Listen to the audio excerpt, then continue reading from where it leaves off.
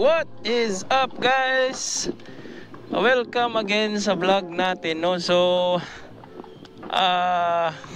for today's video is ang pag-uusapan natin ay hindi trambucho, hindi yung kung ano-anong mga mechanical parts, kundi isa sa mga main component ng ating electrical wiring o parts, no? Electrical part, no? So mainly ang ating pag-uusapan ngayon, guys, is ang ating battery ng ating motor, kasi malapit ng mamatay, hindi na gaanong nag-i-start yung motor, no? So heads up lang, guys, yung motor natin is 1 year and 1 year and 6 months na po to. So galing ka sa 2021 po to na model. So 2021, so it means na matagal-tagal na po itong battery na ikinabit dito, no? Kasi though yung ikinakabit galing kasa is ini-store separately sa unit, pero yun nga, yung battery na supply niya is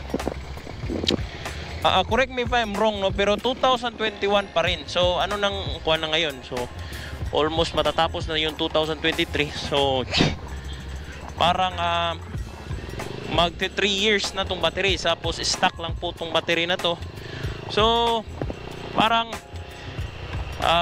hindi naman ito gaanong mamahalin, kasi mukhang brandless naman tong battery na to. Pero yun nga lang, umabot pa siya ng mahigit 2 years, no, kung i-count mo yung 2021, no.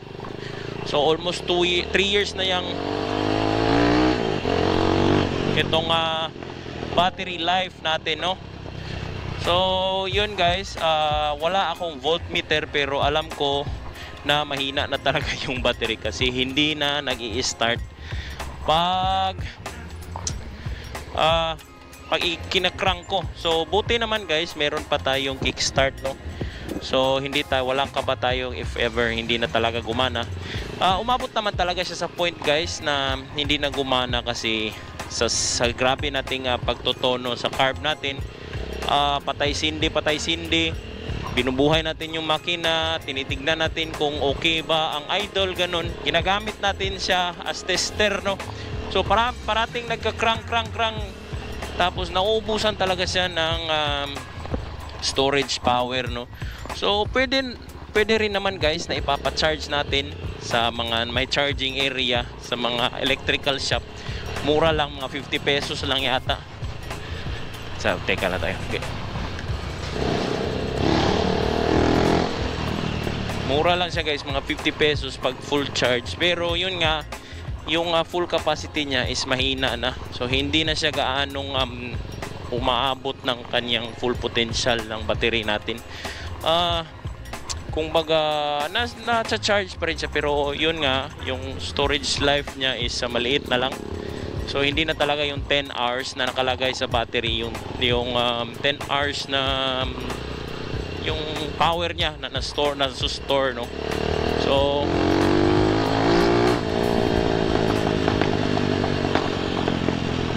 yun, guys. So dapat na talaga palitan, no. So yung nga lang, yung battery nga dito is hindi siya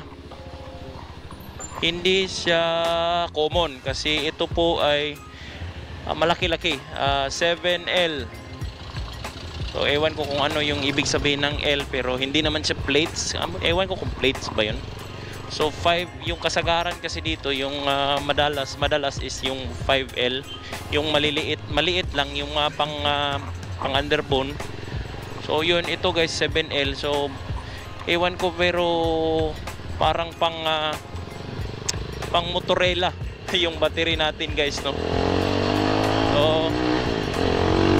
So in a natural way, guys, ang tip ko lang sa inyo kung paano mag-charge ng battery is, number 1, wag kayo uminam kayong gumamit ng mga electrical, tapos mag long drive kayo.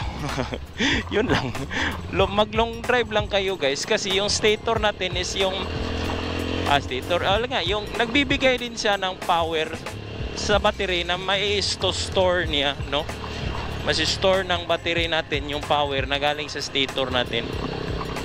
At yun, in order para matagal yung pag-aandar ng stator natin is syempre mag long ride kayo. So hindi ko pa pinalitan guys kasi may long ride ako bukas. Babalik nga tayo ulit doon sa may Quezon Bukidnon guys. Yes, yung kung saan tayo nag-endurance, no? Again na naman. So yun, hopefully hindi tayo magka-aberya doon, tapos magkaroon tayo ng opportunity again para matest talaga kung ano talaga ang capability ng ating carburetor na hindi pa stock, no? Hindi na stock. Yung dati kasi stock pa kasi yun, yung 140, higit 140 tayo doon, stock pa talaga yun guys. Stock na stock yun guys. Ito hindi na to stock, 30mm na to guys, na may jettings again na 118. So hopefully okay na yung timpla nito, hindi na ako sisinok, hindi na mauubusan ng gas. Yun guys. So abangan bukas kung yung vlog natin patungong Bukidnon, no? So for this time, ito lang muna yung i-vlog ko. And shout out na rin tayo sa ating Ninja mirrors, no, na naayos ko na, hindi na yung patusok, ito na yung pahaba na siya. So napaka-chewy guys, no? Parang si IMK lang yung feeling, no? Yung tawag ito, yung mga motor ni IMK is always ganito eh. So idol ko kasi si IMK, ewan ko kung kilala nyo siya, pero siya yung YouTuber, no, na napakadaming bikes din, no? Puging-pugi ako dun eh. Shit. So anyway guys, yun lang. Abangan bukas para sa ating Bukidnon vlog again. So excited na ako bukas. Kasama ko rin pala si Chad guys sa journey natin dun. Another baka may magkakapanahon din kami na magwaswasan kami dun. So hopefully may opportunity kami, no? Na safe pa rin. Doon pa rin sa mga safe na lugar, no? Yung mga walang tao, walang aso. So yun guys, thanks for watching for this short and precise video, kung precise nga ba. So yun, sige, bye bye.